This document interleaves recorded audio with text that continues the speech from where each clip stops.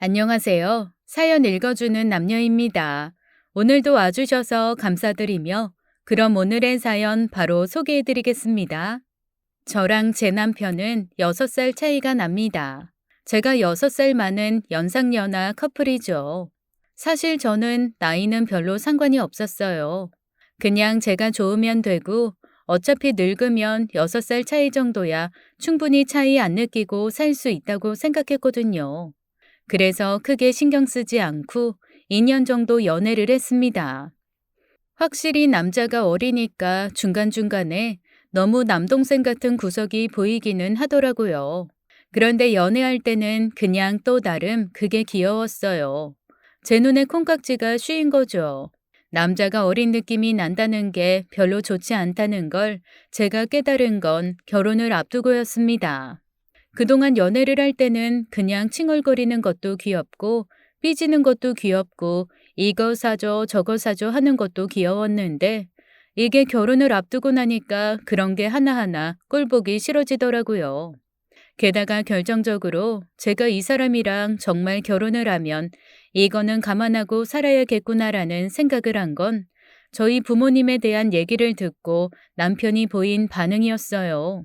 사실 연애할 때 언뜻 뉘앙스처럼 서로 얘기를 하기는 하지만 자세하게 우리 부모님이 어디서 뭐 하신다, 우리 집안이 어떤 집안이다, 그런 얘기를 마구 나누지는 않잖아요. 특히 선을 봐서 결혼하는 거면 몰라도 그냥 연애일 경우에 그런 집안 배경 다 안 보잖아요. 일단 사람이 좋아서 만났다가 정들면 뭐 결혼 생각도 하고 그러는 거니까 중간중간에 나오는 서로와의 대화 속에서 이 집 부모님은 이런 성향이시구나, 얘네는 이런 데 살고 있구나, 이렇게 짐작을 할 뿐이죠.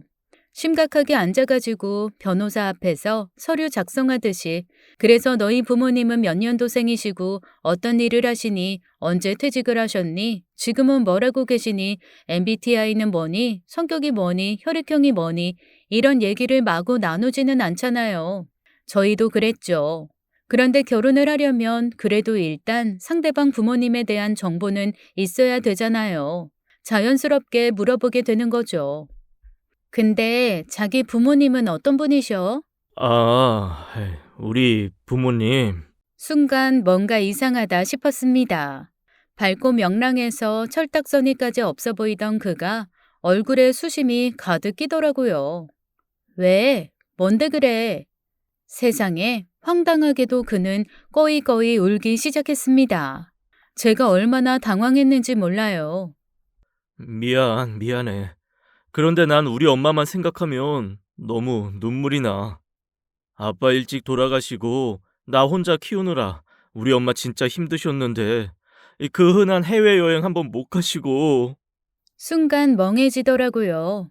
선배들이 장남도 괜찮다, 사대 독자도 괜찮다, 요즘에는 그런 게 크게 중요하지 않다. 그런데 마마보이 효자는 걸러라라고 했었는데 제가 딱 그런 놈이랑 연애를 하고 있었구나 싶은 마음이 밀려왔죠.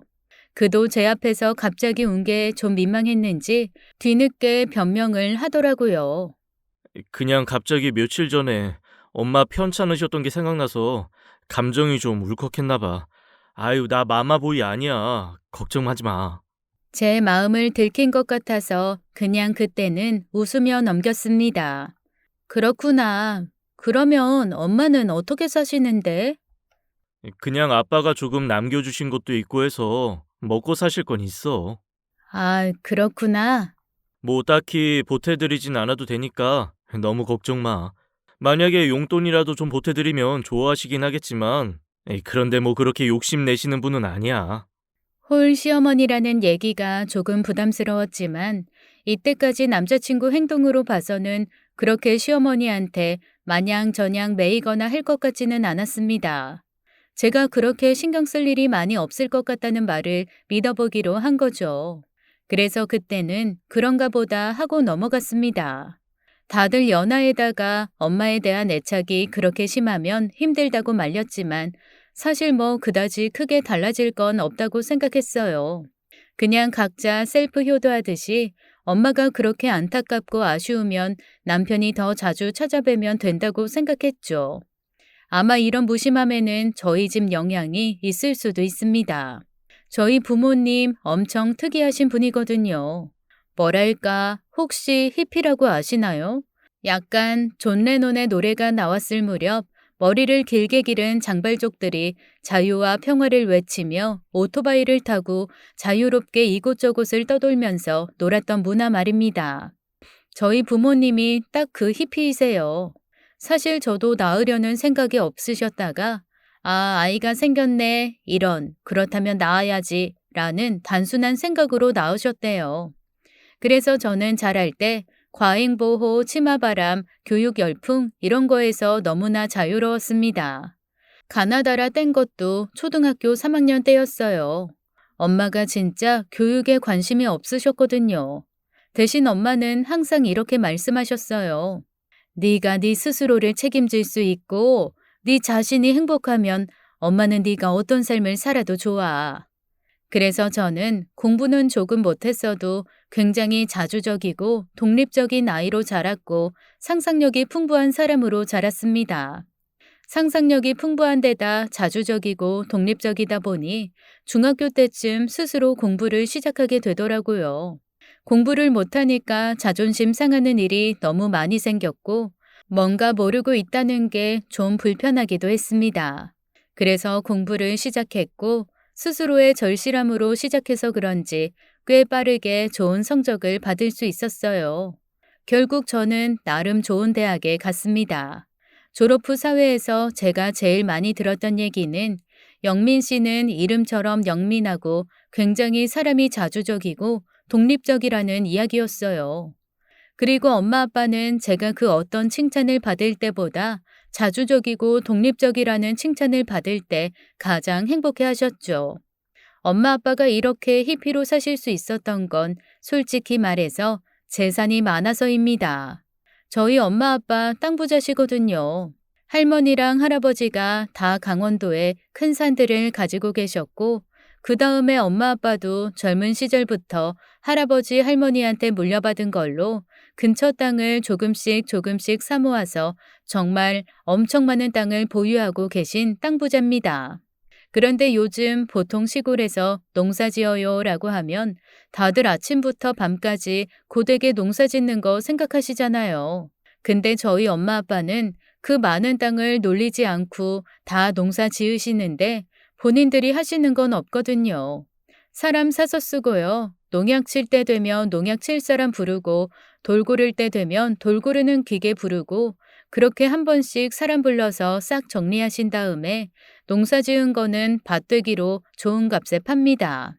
그러다 보니 두 분이 맨날 여기저기 놀러 다니시는 게 일이죠. 그래서 시골을 살긴 하지만 저희 엄마 아빠는 시골 사람이라기보다는 그냥 서로에게 잘 어울리는 커플 날라리입니다. 제가 볼 땐 그래요. 그래서 제가 가끔 저희 엄마 아빠한테 그러거든요. 진짜 부모 잘 만나가지고 속 편하게 사시는 분들이라고요. 그러면 엄마 아빠도 지지 않고 말씀하세요. 너도 조만간 부모 잘 만나서 속 편하게 사는 사람 될 텐데 그게 너나 나나 똑같지 않냐는 거였죠. 그게 저랑 부모님이 주고받는 농담 중 하나였습니다. 그런데 결혼 전에 신랑이 저한테 부모님은 뭐 하시냐고 물어봤거든요. 엄마 아빠 시골에서 딱 맞아서 팽팽 노는 날라리들이라고 말할 수는 없으니 그냥 시골에서 농사 진다고 그랬죠. 그랬더니 갑자기 얼굴이 어두워지더라고요. 시골에서 농사 지으시는구나. 아마 제 남편은 그런 생각을 했던 모양입니다. 저희 왜 드라마에서 보면 힘겹게 아침부터 밭을 메고 하나하나 잡초를 손으로 뽑고 그러면서 제대로 농사 짓는 거 있잖아요. 그러면 혹시 막 논번기 이럴 때 가서 도와드리고 그래야 되나? 글쎄, 나는 한 번도 도와드린 적은 없는데 뭐 하고 싶으면 하고. 저는 사실 그때 그 대답을 할 때만 해도 그래, 네가 한번 농촌체험 활동을 하듯이 놀아보고 싶으면 그렇게 놀아봐도 괜찮아 라는 뜻이었는데 남편은 그 말을 정말 고지고대로 들었더라고요. 시골에서 힘들게 농사 짓는 노인네들 도와야 할지도 모른다고요. 그로부터 한동안 저희 엄마 아빠에 대해서 물어보지 않았습니다. 그래서 그런가 보다 했죠. 하지만 시어머니를 만났을 때 이거 뭔가 잘못된 것 같은데라는 느낌을 받았습니다. 나간 자리에서 시어머니는 저한테 딱 그러시더라고요. 부모님이 시골에서 농사 지으신다며? 그런데 사람이 그 뉘앙스라는 게 느껴지는 게 있잖아요. 분명 뭔가 긍정적인 느낌은 아니었습니다. 오히려 살짝 무시하는 느낌 혹은 안쓰러워하는 느낌이 강하게 오더라고요. 시골에서 힘들게 농사 지으신 돈으로 예물 예단하시기 힘드실 테니까 그런 거는 적당히 생략하고 대신 네가 모아놓은 돈은 좀 있을 테니 거기에 맞춰서 하자꾸나. 집도 요즘에는 남자가 다 안 한다더라. 너희 형편껏 집 같이 구하고 혼수는 따로 할 거 없이 각자 쓰던 가전 좀 가지고 가고 나도 뭐 예단 예물 필요 없지만 그래도 아들 보내면서 좀 서운하니 네가 알아서 적당히 가방이건 보석이건 할 수 있는 거는 해주렴. 말은 배려라고 하시지만 저희 친정을 완전히 무시하는 말투였습니다. 그리고 잘 들어보면 결국 당신은 돈 안 들이고 알아서 집에 돈 보태고 혼수도 하라는 말이잖아요. 게다가 본인 챙길 건 챙기겠다는 거고요. 하지만 전 솔직히 말해 시댁에서 1억 원어치를 해주시면 저도 똑같이 1억, 5억 원어치를 해주시면 저도 5억 원 이렇게 할 수 있는 능력 되는 집이거든요. 그런데 뭐 굳이 앞뒤 안 듣고 그렇게 하시겠다고 하시니까 알겠습니다라고 대답을 했죠.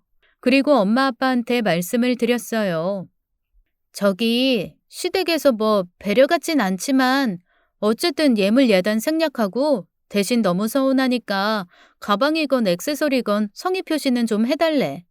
아, 나도 뭐 액세서리 세트 하나 정도는 해주실 듯한데 엄마 괜찮아? 근데 저희 부모님 쿨하시다고 했잖아요. 네 결혼이니까 네가 알아서 하라고 하시더라고요. 그래도 엄마는 형편껏이라는 단어나 알아서 같은 말이 좀 마음에 걸리셨는지 이렇게 한번 말씀은 하시더라고요. 요즘 트렌드 따라서 이것저것 생략은 하고 싶은데 그래도 본인은 좀 서운하고 그러신 모양이네. 상견례 끝나면 여기 한번 모시고 와. 나들이 삼아 그냥 편하게 마당에서 고기 한번 구워드리게. 어때? 저희 시골집이 홍천 쪽에 있거든요.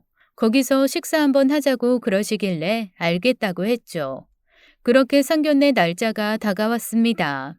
상견례장에서도 저희 시어머니는 계속 은근히 저희 부모님이 시골 사람이라고 깎아내리시더라고요. 저희 시어머니는 태어나서 한 번도 시골에 살아보지 않은 완전 토박이 도시 사람입니다. 그렇다고 해서 그렇게 세련되거나 멋있거나 깔끔하거나 그런 것도 아닌데 계속 말끝마다 시골에서는 이라고 말씀을 하시더라고요. 무던해서 별로 낱말에 신경 안 쓰는 저희 부모님도 나중에 저한테 한마디 하셨습니다. 아니 그런데 너희 시어머니는 왜 말끝마다 시골은이라고 한다니? 정말 꼴사나워서 진짜. 상견례 때 계속 말끝마다 시골은이라고 했던 말이 언짢으셨는지 저희 엄마는 그 이후에 한번 모시고 오라는 말씀을 더 이상 하지 않으셨습니다. 그런데 의외로 저희 시어머니가 그 얘기를 기억하고 계시다가 이러시더라고요. 아니 사돈 어른이 그래도 초대를 해주셨는데 내가 한번 가야지. 너 시간 언제 되니? 언제 데리고 갈 거니? 의외로 몇 번씩 언제 갈 거냐고 물어보시더라고요. 그래서 엄마한테 얘기를 했죠. 그랬더니 엄마가 딱 그러시는 거예요. 시골에서 농사 짓는다고 하니 어떤 규모로 짓고 어떻게 사는지 한번 염탐하러 오나 보다. 저는 솔직히 그때까지만 해도 거기까지는 생각 못 했습니다. 에이, 엄마, 설마 그러겠어? 그런데 시어머니를 모시고 가는 동안 저는 엄마 말이 맞았다는 사실을 깨달을 수 있었어요. 가는 동안 내내 시어머니는 주변을 둘러보시면서 혼잣말처럼 중얼거리시더라고요. 인터체인지에서 너무 멀다. 아, 공기 좋은 데 가신다고 해발 고도 높은 데로 자리 잡으셔서요. 땅값도 얼마 안 나오겠네. 너무 외지다. 이렇게 외지면 투자할 가치는 별로 없는 땅이네. 세상에 어떻게 이 안까지 들어오셨다니? 어휴, 여기서 어떻게 사신대? 듣다 보니까 점점 기분이 나쁘더라고요. 그래서 저는 입을 꾹 다물었습니다. 사실 그 인터체인지부터 시작되는 땅이 다 저희 부모님 땅이거든요. 다만 저희 부모님은 본인들이 크게 밖으로 나갈 일이 없으니 제일 공기 좋고 제일 하늘과 가까운 높은 지대에 자리를 잡으셨을 뿐입니다. 하지만 굳이 말할 필요가 없을 것 같아서 입을 꾹 다물고 있었죠. 그렇게 저희 부모님 집에 도착했습니다. 더 솔직히 말하면 시어머니를 모시고 간 곳은 부모님 집이라기보다는 저희 부모님이 약간 세컨드 하우스처럼 황토로 대충 지어놓은 10평 남짓한 공간이라고 하는 게 맞습니다. 엄마가 워낙 찜질방을 좋아하시는데 산속으로 들어가면 찜질방 찾기가 힘들잖아요. 그래서 아빠가 손수 소나무랑 황토로 지어주신 거예요. 당신 찜질 좋아하니까 내가 집에다가 찜질방 하나 만들어 줄게. 커다란 원룸처럼 생긴 황토방이 하나 있고 밑에 참나무 장작을 뗄 수 있는 아궁이가 있는 곳입니다. 옆에는 간단하게 뭔가 해먹을 수 있는 부엌이 있고요. 그러니까 방 2개에 거실 하나 정도 있는 아주 작은 단층집 같은 거죠.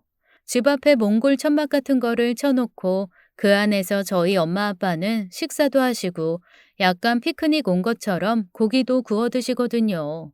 그곳으로 저희 시어머니를 초대한 거죠. 딱 도착하자마자 시어머니 얼굴이 탁 굳더라고요. 그래도 대신 시골에 좀 잘 살게 지어놓은 번듯한 양옥 같은 거 있잖아요. 그런 거를 기대를 하셨었나 봐요. 그런데 전혀 그런 것도 아니고 황토 덕지덕지 붙어 있는 단층집에 저희 엄마 아빠가 앞에서 장작 피워 고기를 굽고 있으니 시어머니가 그걸 보면서 얼굴이 안 굳을 리는 없었죠. 그런데 저희 엄마는 아무렇지도 않게 시어머니한테 그러더라고요. 먼 길 오시느라 애쓰셨어요. 이거 오늘 동네 어르신이 잡은 돼지하고 닭인데 아주 맛있어요. 아유, 네. 저는 돼지는 냄새가 나서 안 먹고 닭은 퍽퍽해서 잘 안 먹는데 미리 말씀드릴 걸. 그런데 저희 엄마도 강적이죠. 시어머니가 그렇게 말씀을 하시거나 말거나 저희 엄마는 또 본인 하실 말씀을 하시더라고요.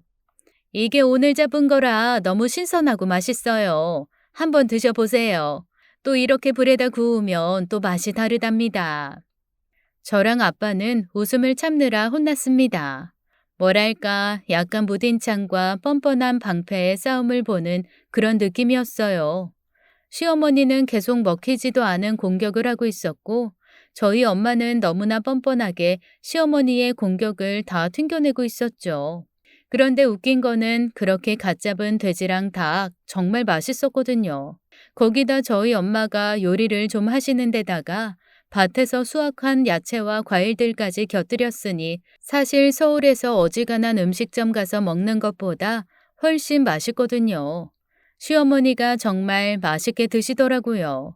그런데 드시면서도 내내 어찌나 그렇게 불평불만이 많으신지 불이 올라와서 뜨겁다. 이렇게 일일이 불 지펴서 어떻게 사시냐. 불편해서 어떻게 사시냐. 정말 말끝마다 시골에서 불편해서 이런 말을 하시더라고요. 그런데 또 저희 엄마는 그때마다 웃으시면서 이러시는 거 있죠. 익숙해지면 괜찮아요. 저는 이게 좋아요. 이게 건강하게 사는 방법이죠. 몸을 계속 움직일 수 있잖아요. 정말 저희 엄마지만 너무 존경스럽더라고요. 그러면서 저도 결심했습니다. 결혼해서 시어머니한테 나도 저런 식으로 대하면 되겠구나. 딱 우리 엄마처럼 대하면 되겠네라고 말이죠. 그리고 그날 시어머니를 모시고 나오는데 역시나 계속 투덜투덜 하시더라고요. 아니, 그래도 나는 엄마 아빠가 좀 번듯한 집에서라도 사실 줄 알았는데 나이 들어서 저런 데 사시면 골병 들지 않겠니?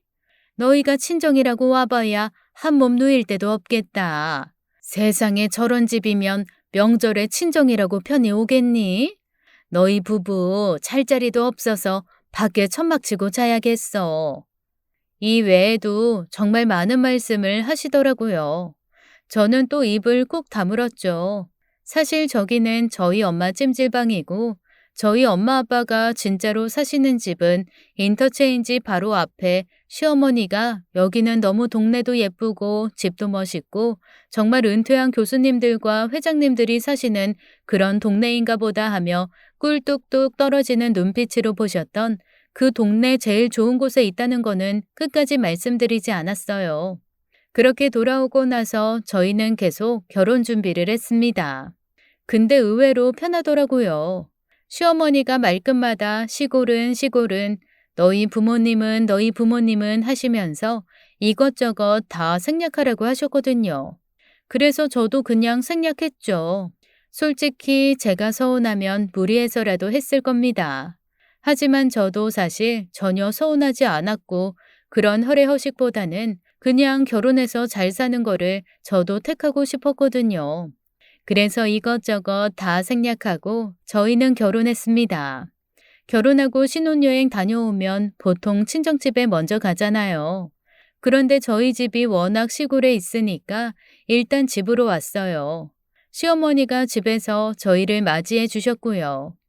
예, 내일 당장 너희 집 가는 거 좀 생각해봐.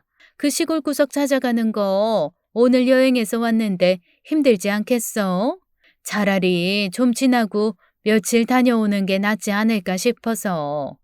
그 시골에 가서 잘 데도 없을 텐데 멀어가지고 당일치기도 힘들고 아무리 신혼여행이라지만 그래도 비행기 타고 왔다 갔다 하는 게 그렇게 쉬운 건 아닌데 몸도 피곤하고 그냥 부모님께 인사는 전화로 드리고 다음에 조금 길게 휴가처럼 가겠다고 말씀드리면 어떠니? 이건 말이 안 되잖아요. 그래도 신혼여행 갔다 왔는데 친정은 가야죠.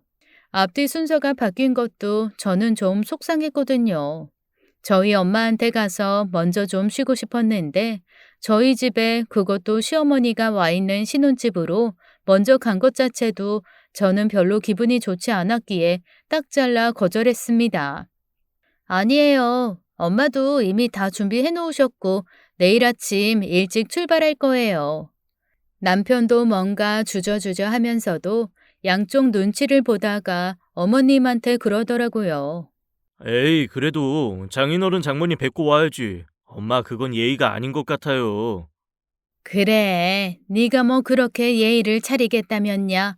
뭐 어쩔 수 없지만 나는 좀 그렇다. 아유, 내가 가보니까 정말 너무 시골이야. 어머님은 또 시골은 시골은 하시면서 집으로 가셨습니다. 그런데 내심 남편도 뭔가 걱정이 되는 얼굴이더라고요. 아마 어머님께 저희 집 얘기를 들었겠죠. 저기 혹시 진짜 우리 거기 가면 잘 데가 없어? 잘 데가 왜 없어? 다 있지. 아니, 엄마 얘기 들어보니까 방도 하나밖에 없고. 방 하나, 거실 하나 있으면 나눠서 자면 되지. 뭐가 걱정이야? 별 걱정을 다 해. 저는 남편한테도 별말을 하지 않았습니다. 사실 남편은 결혼 전에 저희 집에 와본 적이 없어요. 결혼 전 첫인사 드릴 때 부모님이 마침 서울에 계셔서 서울 강남에 있는 호텔에서 뵈었거든요. 그리고 어머님이 저희 집에 오셨을 때 남편은 해외 출장 중이어서 오지 못했었고요. 그래서 남편은 자기 엄마한테 들은 말만 가지고 그런 걱정을 했던 모양이었습니다. 다음 날 남편은 결혼하고 처음 처갓집에 가는 건데도 얼굴이 밝지 않았어요.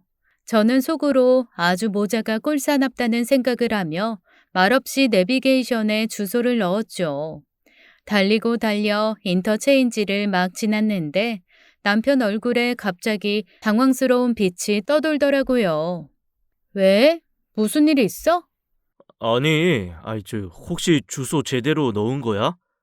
그럼 내가 우리 집 주소를 모르겠니? 그런데 왜 10분 뒤 도착이지? 무슨 소리야? 아니, 엄마가 그랬거든. 여기 인터체인지에서도 40분은 더 간다고. 그런데 왜 도착 시간이 이렇지? 일단 그 주소 맞아. 거기로 가. 남편은 의아한 얼굴로 계속 운전을 했습니다. 그리고 도착한 집 앞에서 그는 놀란 표정을 숨기지 못했어요. 번듯하고 세련된 2층 집 앞이었거든요. 옥상에는 루프탑 공간까지 있고요. 뒷마당에는 골프 연습장, 지하실엔 너른 마당까지 있는 동네에서 제일 큰 집이었거든요. 저희 집 부지만 300평 정도 됩니다. 엄마가 농사 짓는 땅 따로 있는데 집에서까지 무슨 텃밭이냐고 해서 마당은 무슨 유럽 정원처럼 꽃과 나무 그리고 작은 연못만으로 꾸며져 있어서 사실 드라마 촬영 장소로도 여러 번 빌려준 적이 있는 집이거든요. 그러니 당연히 남편이 어리둥절할 수밖에요. 어머님, 그때 가신 데는 우리 엄마 아빠 세컨하우스야. 우리 엄마 찜질방처럼 쓰는 집인데 밖에서 고기 구워드리고 싶다고 그쪽으로 모시고 오라고 그래서 거기로 모시고 간 거지. 그런데 어머님이 그냥 거기가 우리 엄마 아빠 집인가 보다 생각을 하시더라고. 이미 딱 확신하신 것 같아서 굳이 거기 우리 집 아니다, 따로 있다, 이렇게 변명할 필요 없을 것 같아서 말씀 안 드렸어. 여기가 진짜 우리 엄마 아빠 집이야. 들어가자. 갑자기 남편의 얼굴이 몹시 복잡해졌습니다. 이거는 복잡한 건지 아니면 좋은 건지 당황한 건지 알 수가 없는 얼굴이었죠. 그렇게 저희 집으로 들어간 남편은 집 곳곳에 있는 고가의 물건과 인테리어를 보면서 눈이 휘둥그레졌습니다. 좀 창피하기는 하지만 저희 아빠가 약간 히피 스타일이긴 한데 규모에 대한 허세 같은 게 있으시거든요. 굳이 이 집 지을 때 집 한가운데 하늘 뚫린 정원을 들여놓고 작은 폭포 만들겠다고 하셔서 저희 집 안에는 작은 폭포가 있습니다. 아, 집 안에 네모난 정원 같은 거 있는 일본 느낌 생각하시면 돼요. 남편이 들어가자마자 그 폭포를 보고 약간 정신 놓은 듯 이러더라고요. 집에 폭포가 있네? 그리고 저한테 물어보더라고요. 저기, 장인 어른이랑 장모님, 농사 지으신다며? 농사 크게 지으셔. 요즘 시골에서 농사 짓는다고 자기가 생각하는 것처럼 쭈그리고 앉아서 다 돌매고 밭매고 하는 거 아니야. 물론 그렇게 해야 하는 땅이 있긴 하지. 그런데 우리 집은 다 기계로 하고 사람 사서 해. 그럼 대체 땅이 얼마나 있으신 건데? 그냥 자기가 지나오면서 본 땅, 그냥 그게 거의 다 우리 엄마 아빠 거라고 생각하면 돼.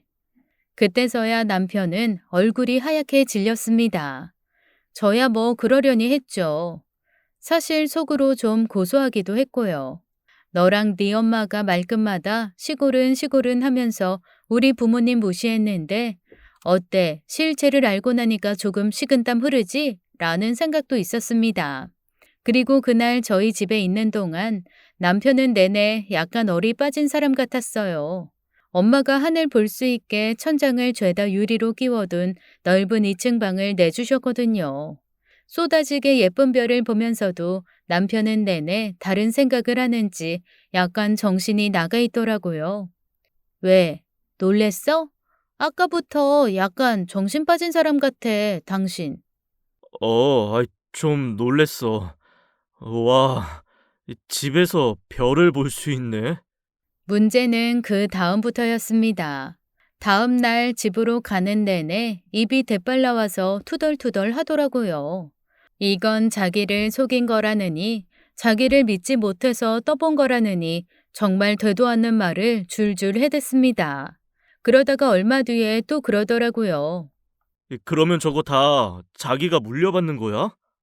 그래서 제가 단호하게 얘기를 했죠. 우리 엄마 아빠 재산 다 기부하신대. 나야 내가 먹고 살 만큼 버는데 뭐. 저건 엄마 아빠 재산이고 어떻게 하건 엄마 아빠 마음이지 뭐. 나도 받을 생각 없어. 그랬더니 남편이 펄펄 뛰더라고요. 아니, 저거를 왜 네가 안 받아? 너 하나밖에 없는 딸인데 당연히 네가 받아야지. 그리고 저 정도면 나도 그냥 회사 그만두고 들어가서 영농 후계자 하겠다. 쓸데없는 소리 하지 마. 당신이 왜 갑자기 영농 후계자를 해? 부모님 인생은 부모님 인생이고 우리 인생은 우리 인생이야. 엄마 아빠가 당신들 재산 어떻게 하시건 우리랑은 아무 상관없다고.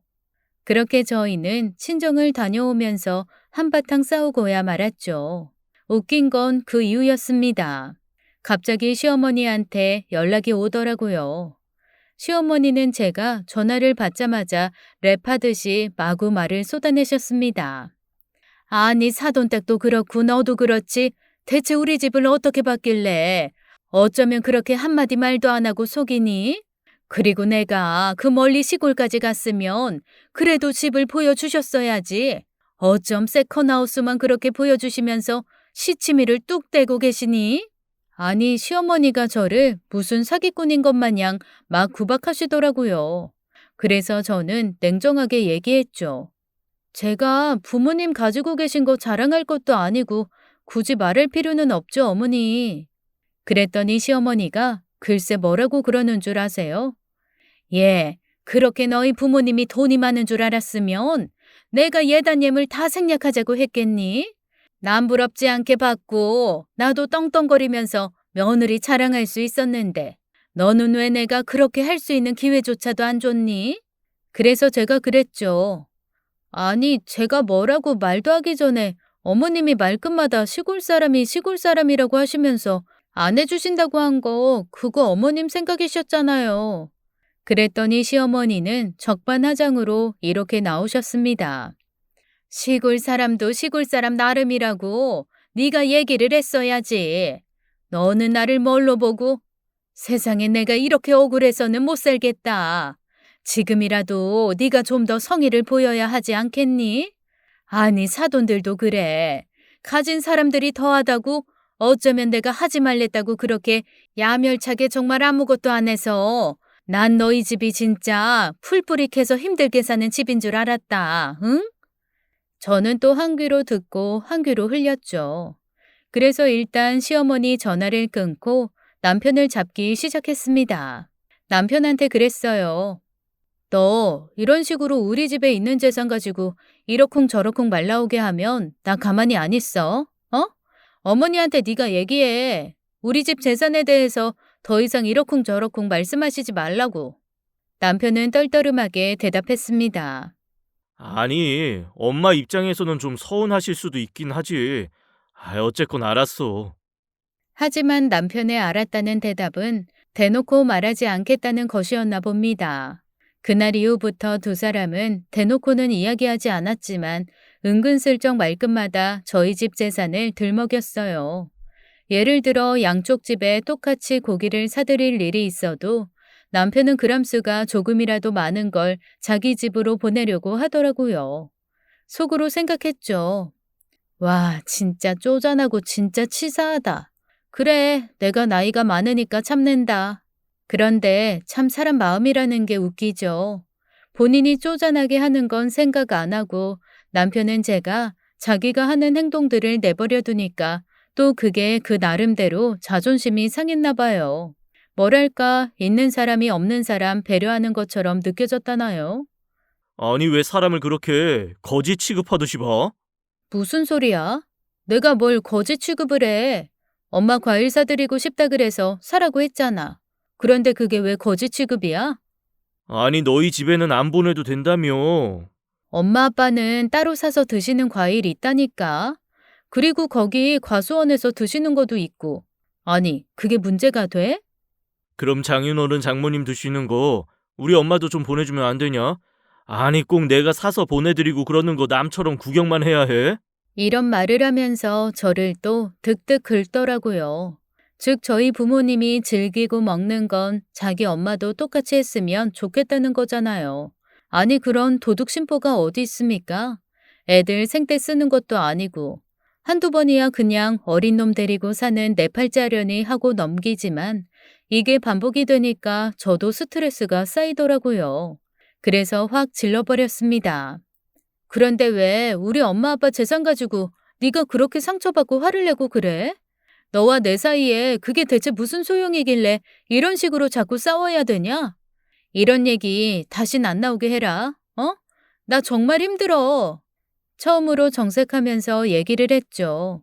사실 연애할 때부터 아무래도 연상 연하니까 제가 정색하고 얘기하면 혹시 누나한테 혼나는 느낌을 주게 될까봐 아무리 화가 나도 애교 부리며 풀어줬지 이렇게 정색하면서 말하는 건 한 적이 없었거든요. 좀 놀란 모양이더라고요. 그 이후 그런 행동과 말은 조금 줄어들긴 했습니다. 물론 가끔 뉘앙스를 한 번씩 드러내긴 했지만 제가 그것까지 뭐라고 하면 정말로 이 사람이랑 크게 싸울 것 같아서 저도 적당히 어느 정도는 넘기곤 했어요. 하지만 시어머니는 절대 멈추지 않으시더군요. 말끝마다 시골 사람이 하시던 분이 이제는 말끝마다 시골 부자가 이렇게 말씀을 하시더라고요.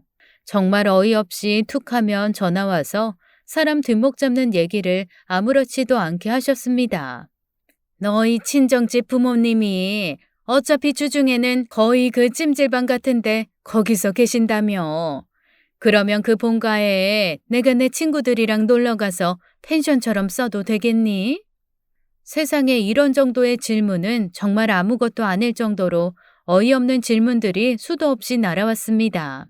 그 땅의 일부를 무료로 무상으로 빌려줘서 자기도 별장을 짓고 싶다는 둥, 저희 부모님 가지고 계신 땅 중에 일부를 남편 앞으로 돌려서 남편이 주말 농장을 할 수 있게 하라는 둥, 요즘에는 자기가 알아보니 그렇게 땅이 많으면 자기가 농사 안 짓고도 연간 몇억 원은 그냥 생긴다는데 그거 일부 너희 앞으로 좀 돌려서 너희 좀 편하게 살 수 있게 해주시라는 둥 별 이상한 말들을 다 하셨습니다.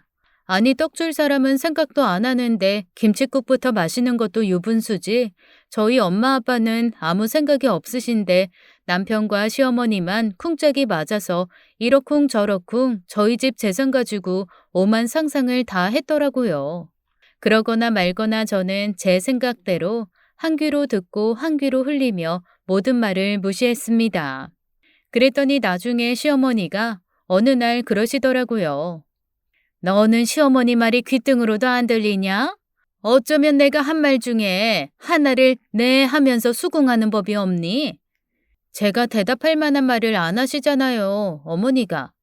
아니, 내가 한 말이 다 어때서? 내가 뭐 틀린 말 했니? 그 많은 재산 나중에 상속으로 받으면 다 상속세로 날아갈 텐데 미리미리 조금씩 증여도 하시고 그러라고 나는 호의로 말씀드린 거야. 모르고 나중에 다 세금으로 나가고 그러면 아까우니까. 저희 부모님이 알아서 하시겠죠. 어머님은 신경 안 쓰셔도 돼요. 아니 얘가 진짜? 너 가만 보면 참 버릇이 안 좋아. 어른 대하는 태도 이런 거 못 배웠니? 어머니, 그거 어머니 재산이에요? 어머니 거 아니잖아요. 그런데 왜 어머니 마음대로 이래라 저래라 말씀하세요? 그거 저희 부모님이 나중에 다 기부하신다고 그랬어요. 그러니까 저한테 상속되고 증여되고 그럴 거 하나도 없다고요. 뭐라고? 세상에 저는 그날 시어머니가 돌아가시는 줄 알았습니다. 얼마나 펄펄 뛰면서 다리를 뻗고 펑펑 우시는지 제가 속으로 아니 당신 재산을 억지로 누가 기부를 시켰나 대체 왜 여기서 울고 계시는 거지?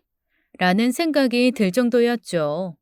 아니 멀쩡한 자식의 사위가 있는데 남한테 주는 게 말이 되니? 아이고 내 아들 말년에 좀 고생 좀 덜하겠다 했는데 꼬장꼬장한 처가댁 만나서 다 날아갔네 다 날아갔어.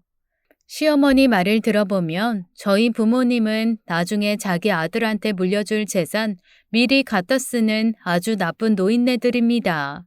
그게 말이 되나요? 어이없는 일이죠. 아니 저랑 결혼했다는 이유로 왜 저희 부모님 재산이 제 남편 것이 되어야 하나요?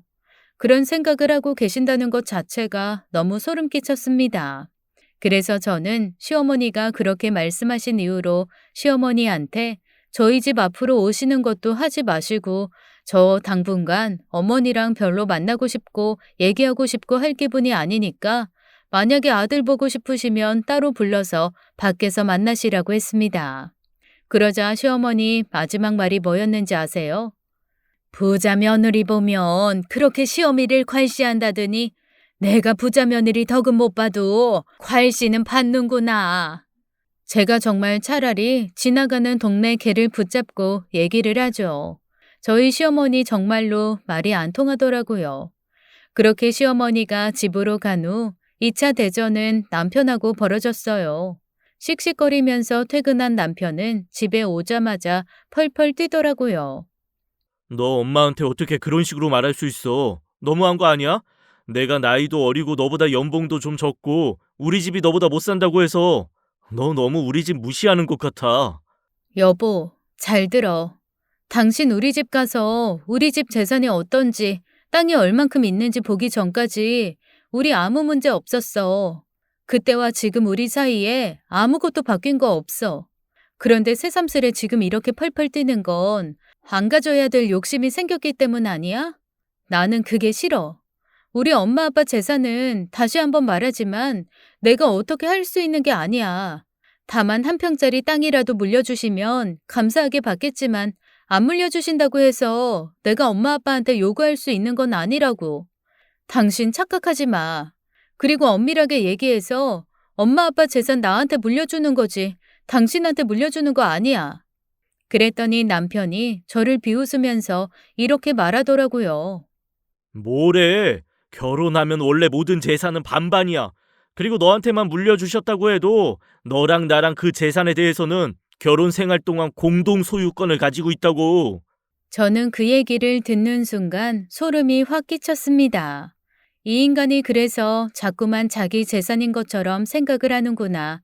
우리가 결혼하는 동안 나한테 엄마 아빠가 만약에 땅을 물려주시면 그 땅의 절반은 자기 거라고 생각을 하겠구나.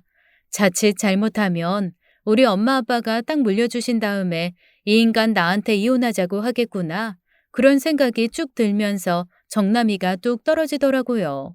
하지만 싸우면서는 아무 말도 하지 않았다가 다음 날 엄마에게 전화했을 때 속상한 마음에 남편 얘기를 전했습니다. 그랬더니 엄마가 정말 엄청 크게 비웃으면서 이러시더라고요. 아이고, 꿈도 야무지네. 세상에 사람은 안 야무진 것 같은데 어떻게 그렇게 꿈은 야무져? 아빠랑 엄마랑 알아서 할 테니까 너는 신경 쓰지 마.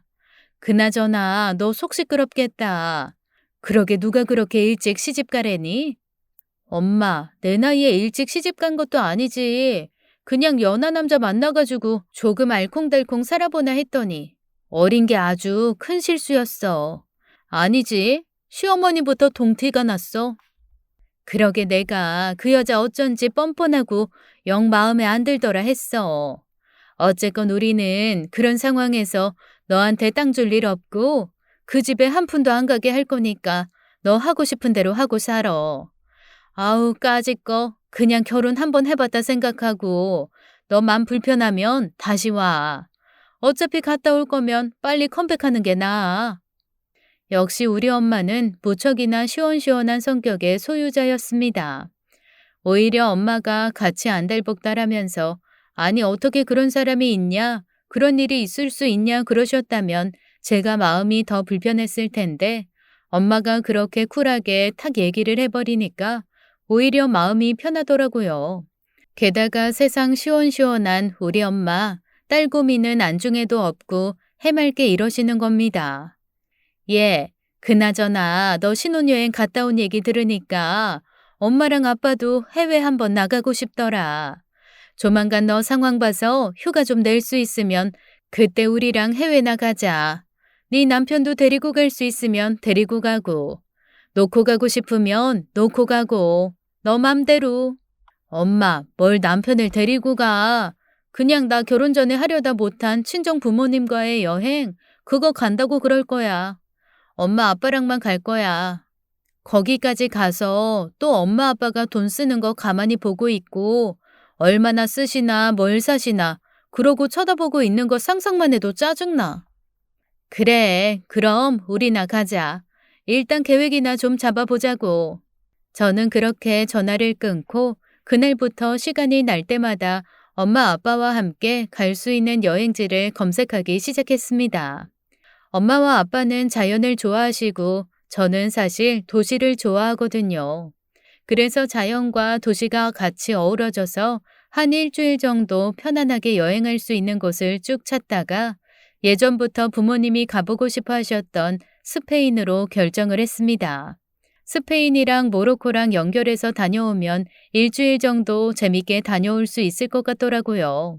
그래서 여행 코스며 맛집을 열심히 검색하며 알아보고 있었죠. 근데 어느 날 남편이 저한테 그러는 거예요. 어디 스페인에 무슨 일 있어?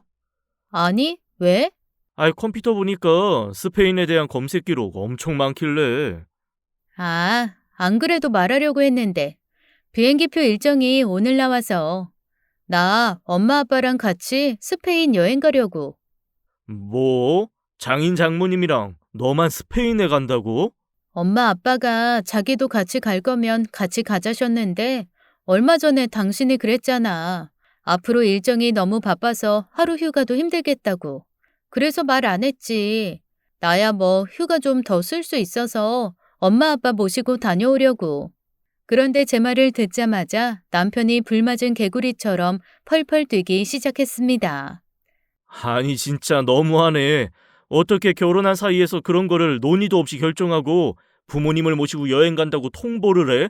너무한 거 아니야? 아니, 내 휴가를 써서 내가 가겠다는 거고, 일정이 확실하게 정해진 게 아니라 당신한테 얘기를 안 했던 거라고 했잖아. 우리가 여행 갈 돈이 어디 있냐? 너 나 몰래 모아두는 비자금 있냐? 엄마 아빠가 다 대주신댄다. 난 가서 그냥 밥 한 번 정도 살 거야. 아니, 제 부모님이 돈을 댄다고 하니 죽자고 덤비던 인간이 글쎄 갑자기 얼굴이 풀리더라고요. 그리고 이 얄미운 인간이 이러는 거 있죠? 그래? 아이, 그럼 나도 갈까? 와, 정말 한 대 세게 때리고 싶더라고요.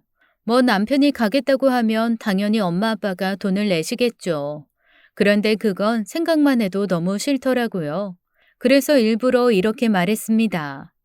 엄마 아빠가 나까지는 돈 대주실 것 같은데 만약에 당신도 간다고 그러면 당신 비용은 엄마 아빠 반, 우리가 반 부담해야지. 다 큰 자식들이 양심도 없이 엄마 아빠한테 어떻게 두 명 다 돈을 내달라고 그러냐? 장인 장모님 잘 살잖아. 부자인데 그 정도는 해줘야지. 아니, 부자인데 그 정도 해줘야지라는 말이 어딨어. 엄마 아빠가 사회 여행 비용 절반 정도 대주는 것도 감지덕지 아니야? 그냥 다 부담하시라고 그래. 절반 받아서 뭐에다 쓰시겠냐? 진짜. 아이, 나도 갈 거라니까. 정말 남편이랑 말이 안 통하더라고요. 그래서 이렇게 말했습니다. 됐어. 원래는 결혼 전에 엄마 아빠랑 여행 한번 하려고 그랬는데 시간을 놓쳐서 못한 거 그거 지금이라도 하는 거야. 나만 그냥 엄마 아빠랑 다녀올 거니까 자기는 일주일 동안 어머님 집에 가 있던가 아니면 삼시세끼 사 먹으면서 그냥 회사 다녀. 다 큰 어른이 나 없다고 밥 못 챙겨 먹고 일 못하고 그러진 않을 거 아니야. 세상에 남편은 그 말에 입이 대빨 나와서 삐지더라고요. 근데 삐지거나 말거나 저는 그냥 그러려니 했습니다. 그런데 그 다음 날 시어머니가 제게 전화를 해선 있는 욕 없는 욕을 다 하시더라고요. 저는 처음에 스팸 전화인 줄 알았어요. 전화를 받자마자 온갖 욕이 날아오길래요. 요즘에 유행하는 보이스피싱 중에 누군가의 번호를 차용해서 거는 것도 있다고 해서 신종 보이스피싱인가라고 싶어 끊어버리려고 했는데 시어머니가 맞았습니다. 시어머니 말의 요지는 그거였어요. 어디 남편을 두고 여행을 가냐? 그리고 여행을 가면 네 남편도 데리고 가는 게 맞고 네가 네 부모 돈으로 가면 네 남편도 당연히 사위도 자식인데 네 부모 돈으로 가야지. 뭘 절반을 부담하게 만드냐? 대체 네가 뭔데 애 마음을 볶고 비참하게 만드냐 등등 잔소리를 한참 하신 후 드디어 시어머니는 본색을 드러내셨습니다. 핵심은 이거였죠. 너 그럴 거면 나랑 네 남편도 같이 똑같이 스페인 여행 보내달라고 네 부모님께 전해라. 너무 당황스러웠습니다. 아니 유치원생도 아니고 네가 저 과자를 먹으니 나도 이 과자를 먹어야겠다는 심리도 아니고 제가 제 부모님이랑 스페인 여행을 가겠다는데 왜 그거랑 똑같은 여행을 시어머니가 남편이랑 가겠다는 걸까요? 그것도 시어머니 돈도 아니고 남편 돈도 아니고 저희 부모님 돈으로 말입니다.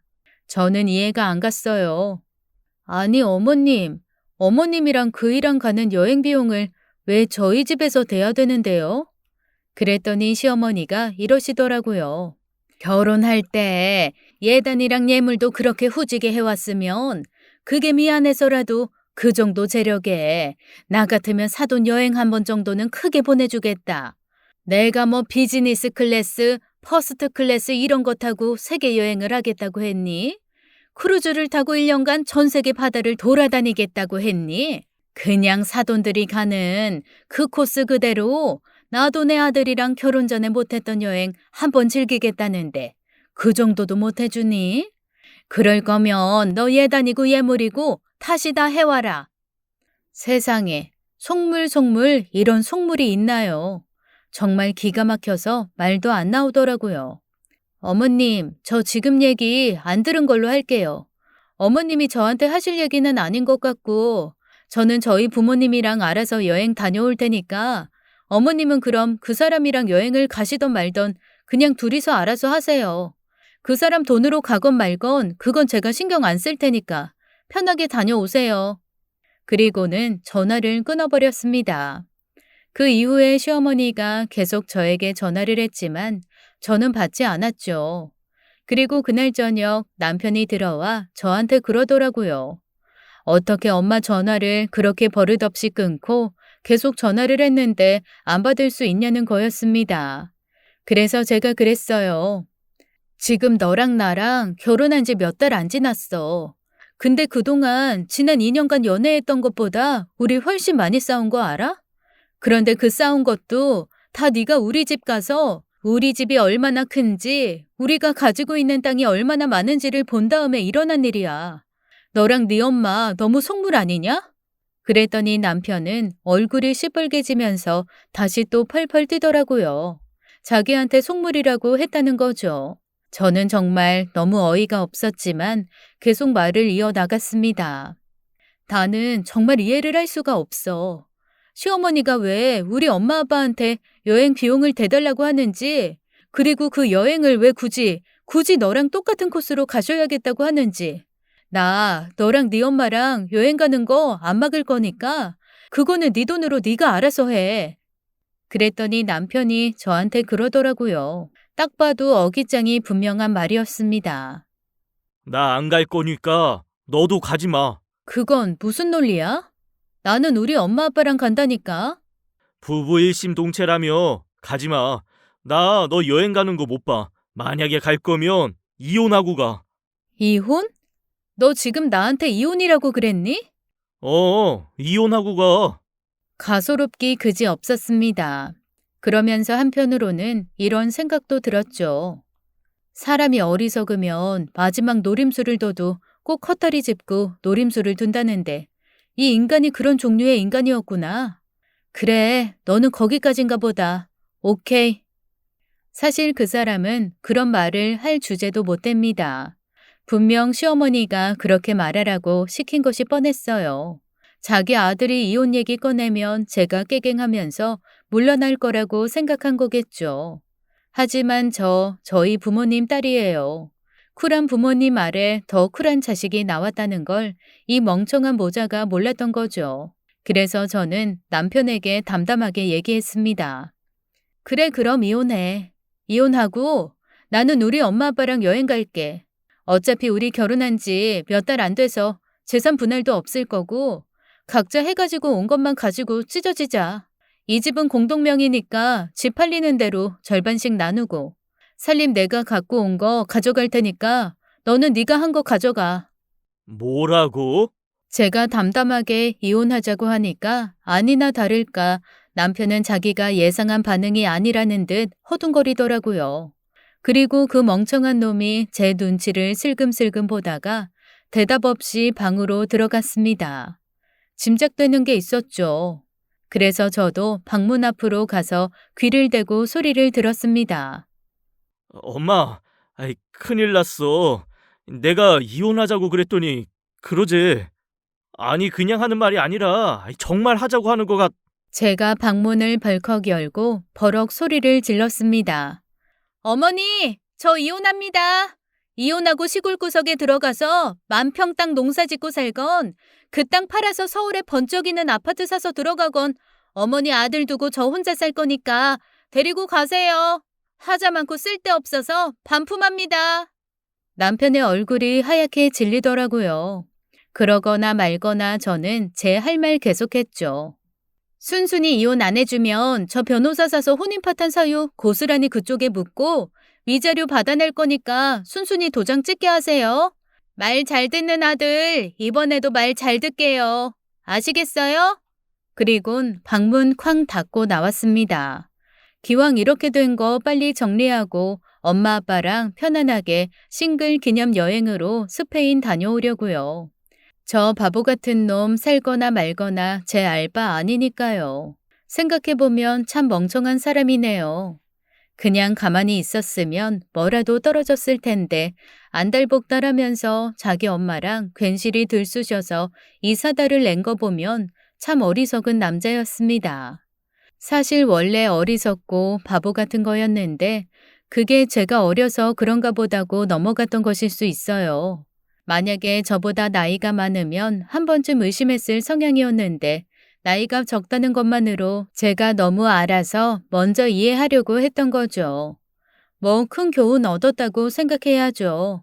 엄마 말 맞다나 어차피 다녀올 거였으면 빠른 유턴이 답이라는 결론입니다. 남편이요. 분명 매달리겠죠. 하지만 제 마음은 이미 확고합니다.